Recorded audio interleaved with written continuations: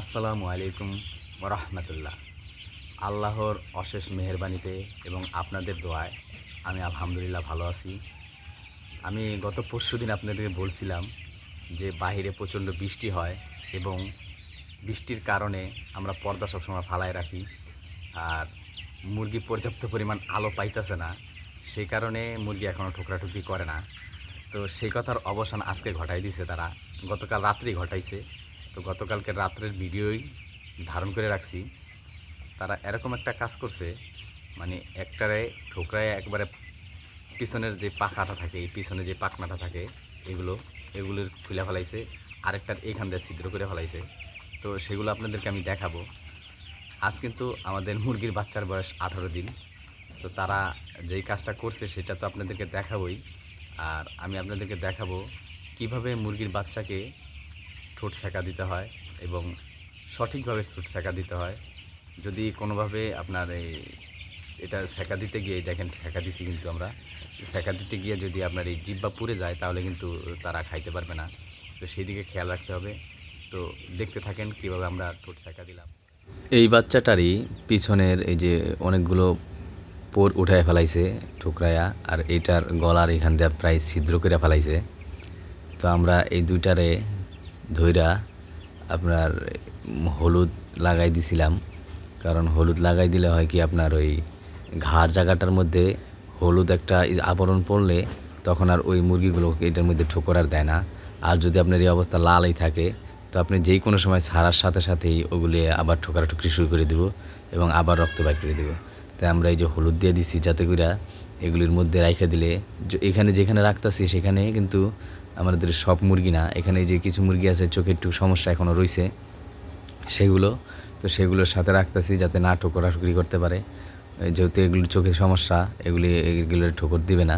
তারপরে হলুদ দিয়ে দিলাম যাতে না দেখে লাল আবরণ দেখলেই ঠোকরাইব। তো আপনারা এই কাজ করতে পারেন, যদি কোনোটায় ঠোকর দেয় তখন আমরা এরকম হলুদের ইয়া করতে পারবেন। তো আমরা এই মুরগির বাচ্চাগুলোকে, যেগুলো বাচ্চা ছিল আমাদের প্রায় 1000 বাচ্চা, এর মধ্যে 8টা না 9টা মারা গেছে।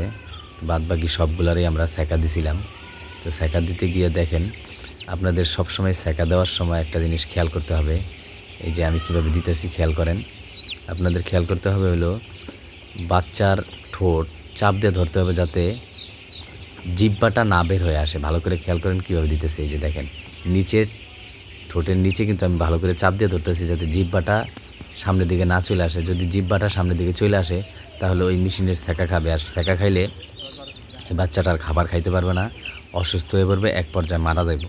তো আপনারা সবসময় যখন সেঁকা দিবেন, আপনারা যখন ঠোঁট সেঁকা দিবেন তখন অবশ্যই খেয়াল রাখবেন যাতে করে জিহ্বাটার মধ্যে ছ্যাঁকা না লাগে। আমি আরেকবার বলতেছি, জিহ্বাটার মধ্যে যেন ছ্যাঁকা না লাগে। যদি জিহ্বায় ছ্যাঁকা লাগে তাহলে বাচ্চা খাবার খেতে পারবে না, এক পর্যায়ে মারা যাবে। এটা আপনারা ভালো করেই বোঝেন। তো আমি কিন্তু খুব সতর্কভাবে কাজটা করতেছি। আমরা প্রায় 1000 বাচ্চা আছে আমাদের এখানে, প্রায় 1000 বাচ্চাকে আমরা এই সেঁকাটা দিছি। আর অনেকে আছে সেঁকা দেয় না, হলুদ খাওয়ায়, আবার লবণ খাওয়ায়। হলুদ এবং লবণ খাওয়াইলেও হয়, কিন্তু হলুদ আর লবণ খাওয়াইলে অনেক সময় দেখা যায় মুরগির বাচ্চা ঝিমায় বসে থাকে, দৌড়াদৌড়ি করে না। সেই কারণে আমরা কিন্তু হলুদ এবং লবণ খাওয়াই না, যাতে করে আমাদের বাচ্চাগুলো চটচটে থাকে, দৌড়াদৌড়ির উপরে থাকে, সবসময় ছটফটে থাকে। আর এই যে আমার বাচ্চা ধীরে আইনা দিতেছে আর আমি সেঁকা দিতেছি।